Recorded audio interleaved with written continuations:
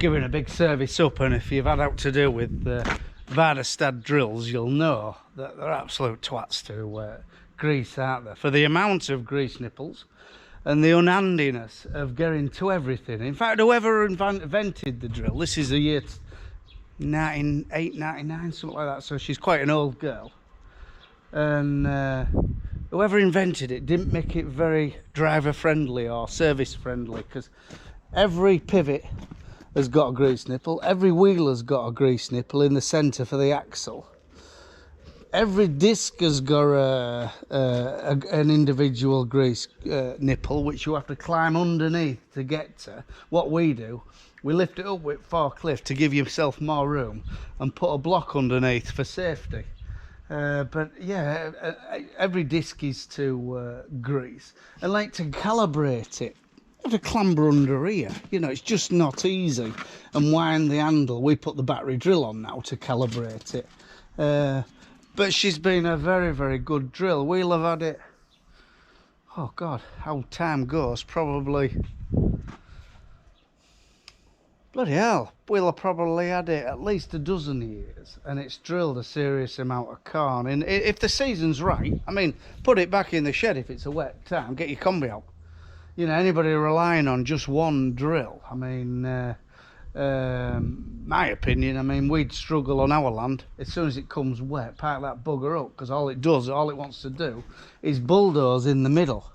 And creates problems. But ours is the Agrilia tines, which a few need replacing. There's odd one bust, and one or two we took off because it was bunging up bad back end of last season. They weren't pouring back on. But I've had naught to do with the system disc, but the Agrilia tines for us, a little bit horsepower sapping when you dig them in. But they make a hell of a seed bed. They really do. You know, you have two rows of these tines and then a set of paddles behind. So they scratch it up, they level it out, and then your discs are very equal. They're all individually mounted to your discs, so they follow contour at land to a degree. But yeah, but we like the tines. And then we've got the option of using, well, we've still got the old Lely over there, the Lely 4 metre, and we've got the mowers. I put cover crops in this time. There's a couple of jobs to do to that. There's a bearing gone on a press wheel. That's to just replace, but that's straight to work, all serviced up, ready to go. Just Ollie's on with that press wheel bearing collapsed, so he's got that to do. But that's a good drill, but very maintenance hungry, this. You know, you're forever tightening bearings up and one thing and another. And then, as I told you earlier on, we bought this KRM to do our, and I'm quite excited about using it for what I get for it, because the drill is absolutely in marvellous condition. The power is a dog, but whether the power will see us through this year or whether it'll pig, I don't know. I've not got a lot of confidence in the power. But the KRM drill, more we look at it, we had a bloke. I think someone's coming. Anyway, we had a bloke who we know really well, and we know he's got one. We've quizzed him about it, what to do and what not to do, because we went for a book. And yeah, set it so and so many turns to calibrate it, and watch this, watch that, you know.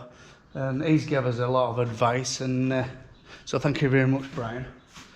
And oh, can the fella who contacted me from Middleton on the Wolds, who said he had quite a few spares, can he get back in touch with me? Because I've lost your number, so my apologies for not getting back in touch with you, but I've lost your number. And yeah, he offered me a lot of spares he had for, he used to run one years ago, so I think he was called Mark. Anyway, whatever he was called. So yeah, give us a ring, please, and we'll have a word. So, but yeah, but now we are starting. We've got a pal, sort of.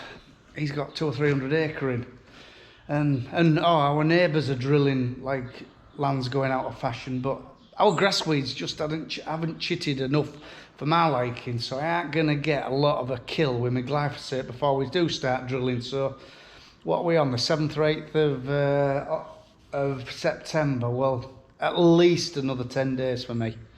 Maybe consider next Saturday in a week's time. But I don't know, I'd rather be in the late teens and then I'll start slotting a few in. We've got quite a bit of wheat onto some fallow. What we didn't get drilled or we knocked up because of the problem of the back end last year. So they are going to be drilled first. But like I said, now it's really greened up. Right, get forklift, lift this up and clamber under this horrible thing.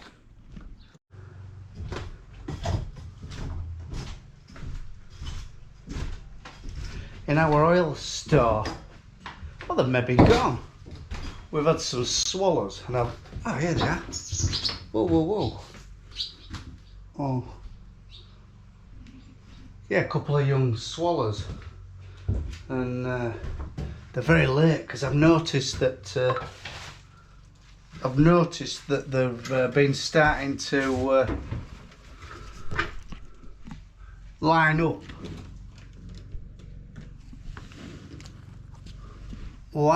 on the electric wires, like another back end site, isn't it? You know, where they start lining up and preparing for the way home to Africa. But yeah, they've only just flown their nest, so let's hope they're strong enough to make the journey back to Africa. Because bloody hell, we've had some swallows this year, you know, nesting everywhere, which is marvellous to see. And we've got loads of sparrows as well in this hedge here. Nicola hates them because they've sort of shit all over her garden and one thing or another, but I like to see them, to be honest, because they were in decline once of us. So right, hammer for a load of bales. This is what happens when you're dealing with Hardestead drills as well, you just get covered in grease.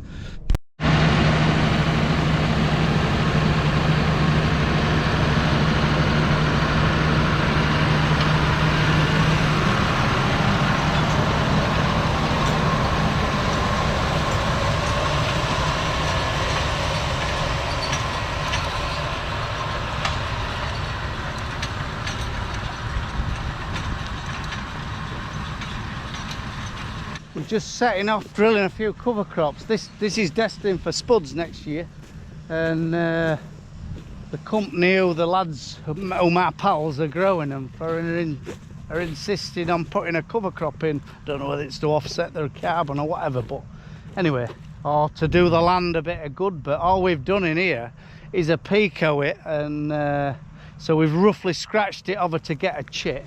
And then we're putting the cover crop in, and then that's it for winter.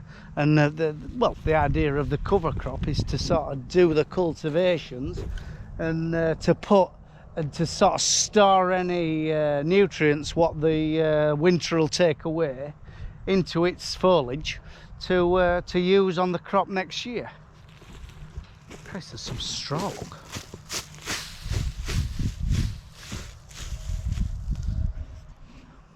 Half a swath of straw, yeah?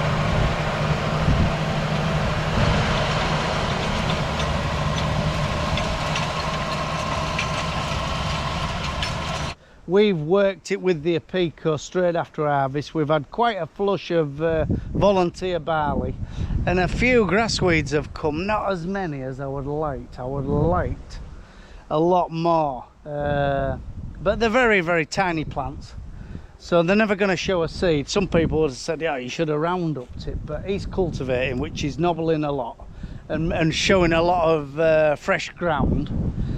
So we'll get another flush before lads desiccate this cover crop and whatever else grows in spring to grow their potatoes, like. So, but yeah, we maybe should have round upped it first, but I just think, you know, it's an extra cost, isn't it? So, and is it needed? I don't know. But yeah, that's what he's doing today. He's putting this mix on.